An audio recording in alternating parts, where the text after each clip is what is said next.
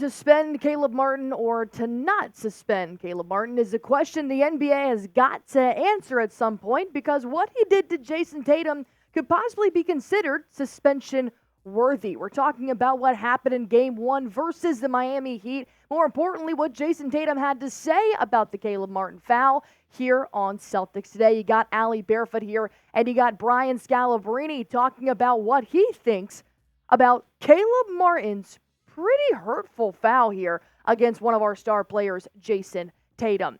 Scalabrine said to me, it's a dirty play. I think anybody that looks at that, I think Martin should get suspended for that.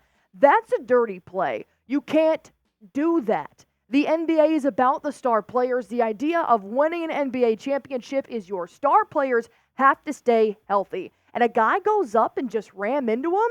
That ain't basketball. I understand that from Scalabrine's point, absolutely, because I do think the NBA is out here to protect their stars. And the way the game was going, it's pretty fair to say it wasn't going in favor of the Miami Heat to have Caleb Martin come crashing in, hip check Jayson Tatum going up for a rebound. I would understand that Scalabrine is obviously right here. But the reason is that KP, Jaylen Brown, they also spoke about the foul that happened. And although there was a bit of a scuffle that happened in between the two, there is still a giant question mark as to whether or not this was intentional or not intentional. KP said, I don't know if it was an accident or not. I don't know if it was an accident or not. I want to think the best of players. Plus, I have seen other players in the NBA, I'm not going to mention, who seem like it is very non-accidental when they try to hurt somebody. KP thought the after foul skirmish, whatever you want to call it, was actually pretty fun, and I am all for that. If you guys have ever seen me on live, I am all for an on-court, on-field scuffle where nobody really gets hurt, but you show passion. And I think you have to have those in the NBA playoffs, but also in an NBA rivalry game. The Miami Heat and the Boston Celtics have already gotten into it face-to-face. Duncan Robinson and Jaylen Brown earlier this year. So the fact that KP, who I personally have not seen get big yet, in a skirmish like this, I think he was actually very passionate to see, very aggressive to see. Show me you want to win. Show me you're going to protect your players.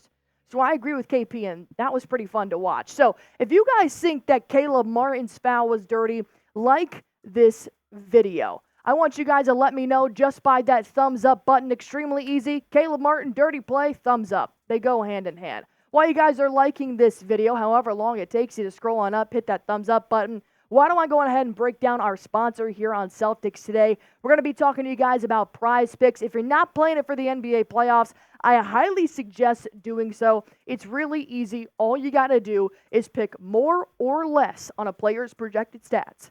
And that's how you can win up to 100 times your money with as little as 4 correct picks. You can pick anywhere between 2 players and 6 players. And if you're not that interested in playing Prize Picks for the NBA playoffs, that's okay. You can do MLB, NHL, numerous other sporting events as well. So I am, however, interested in NBA playoff time, especially since Prize Picks opened up this great deal for me if I get a completely correct lineup of Goblin entries.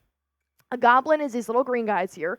Easier pick. They just don't pay out as much, whereas the Demon, the red guys, are a harder pick, but they pay out a lot more. So if I can hit all of these really easy Goblin picks, as they say, well, then I'm going to get a free entry up to $20 tomorrow, courtesy of Prize Picks. I got more for Kyle Lowry, 4.5 points. Miles McBride, formerly known as Deuce, to have more than 4.5 points. Joel Embiid, the former MVP, more than 8.5 boards. And Donovan Mitchell to have more than 2.5 3-pointers made. Here are my Prize Picks for tonight's game. Go on ahead and make your own. Like I said, you can do NBA, MLB, NHL, League of Legends, Call of Duty. They've got it all. Just go to prizepicks.com/CLNS.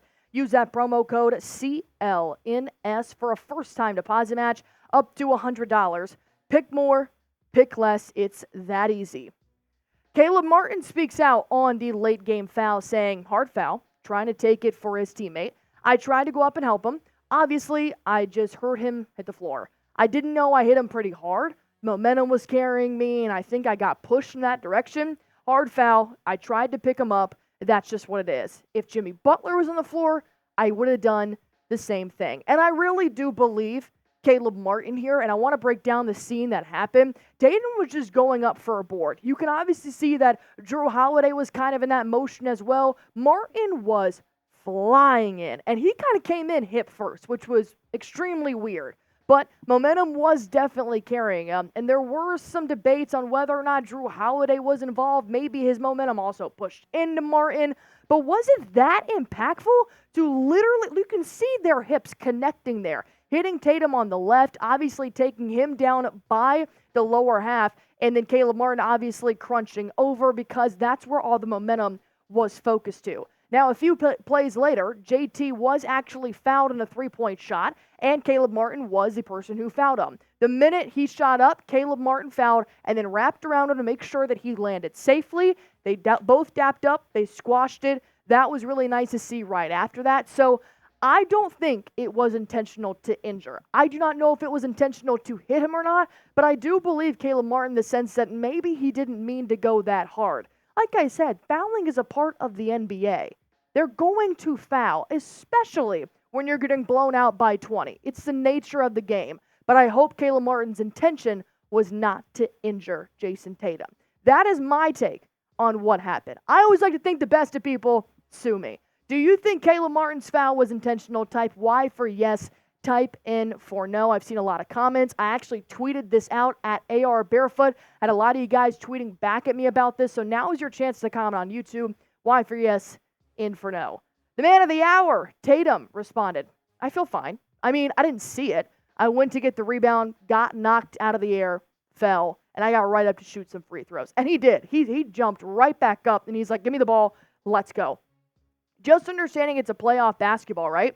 It's a physical game. Playing against a physical team, shit's going to happen. It's not the last time my body gets hit like that or fouled in this series. So I wasn't hurt. You get hit like that, you just get up. And I knew we were in the bonus, so I knocked a free throw down. That is my MVP. Get up, go make your free throws, emphasis on the make there, and you move on. It's basketball, people. This might not have been what Tatum might have said after the game. Or maybe he's talking Al Horford one-on-one. Or maybe Joe Mazzulla said, do you think that was intentional? We don't know what Jayson Tatum's real answer could have been in the locker room, but the fact that it sends a great message to the playoffs saying, hey, man, no disrespect. It's fine. I got hit a little bit too hard, but it is what it is. Shot my free throws, and I made it. Plus, thank God Jayson Tatum is not hurt.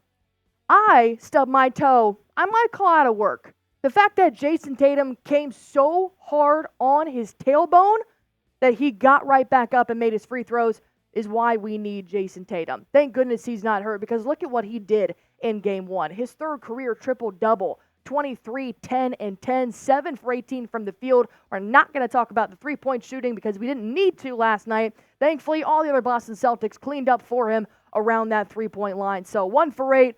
Maybe let's not see that again there, Jayson Tatum. But it was not bad for that first game. Now, when you see what Joe Mazzulla had to say on the Game 1 performance of Jayson Tatum, he said it's all connected. Jayson's poise and ability to make plays came because of our spacing and because of Sam, Peyton Pritchard, and those guys' shot making. It just shows you how each guy has an impact on the next guy. That's why they're the stay ready group. They understand their assignment. They understand that, yes, they are coming in to give the starters some rest, but it's also to actually impact the Boston Celtics, and they've taken on a role and a mindset of the starters. And when you look at the team as a whole, Dan Greenberg tweeted this out saying Celtics shot 9 of 21, 42%, on an open three-point attempts, and 12 for 21 on wide open three-point attempts yesterday while having only 10 turnovers. It's not complicated. Take care of the ball and make your open looks is all they have to do. There were very few things the Celtics needed to clean up yesterday, but they do need to clean some things up. And I do think that is the right mindset having Game 1 is knowing what you excelled at against the Heat and what you need to fix moving into Game 2, because I promise you it's going to be a different Heat in Game 2. Tatum also said about his Game 1 performance, it was real simple. Just making the right play. We talk about it all the time. Not getting bored with making the right play. Find the mismatch, drawing to, and surround yourself with the shooters. It sounds like a pretty simple game plan to me, Jayson Tatum. He understands the assignment. He understands what he has to do to lead the Boston Celtics. But like I said, Game 2 is going to be a lot different. The Miami Heat had less than 48 hours to prepare for the Boston Celtics in Game 1. Now they're going to have 3 days to practice before they take on that next opponent on Wednesday in the Game 2 against the Boston Celtics. You got to keep adjusting to what Miami's going to throw at you. No Jimmy Butler for this series, which means a lot of players are going to have some new roles. And I do think Spo is still one of the best coaches in the NBA, so you've got to be prepared for what they are going to bring at you, because I have a feeling Tyler Hero and Duncan Robinson are not going to shoot under 10 points in Game 2 of this series. I think Bam Adebayo is also going to come a lot harder in that paint, so I think you're going to have to be on top of it. You're going to have to be able to adjust on the fly and realize where your strengths are and where your weaknesses are. And for the love of God, Joe, call a timeout if they go on a run. How confident are you in the Celtics winning Game 2 on a scale of 1 to 10? 1 as in pack it up, go home. I have 0 confidence. The series might as well be over. 2 a 10. We're winning the NBA Finals tomorrow. Don't care. Austin Reeves, whoever it is, Jimmy Butler, Celtics in 4. That's your scale. 1 through 10, drop it down low. Subscribe to Celtics Today by Chat Sports if you want anything and everything on the Boston Celtics. We'll do all the work. All you guys have to do is that sub button for me.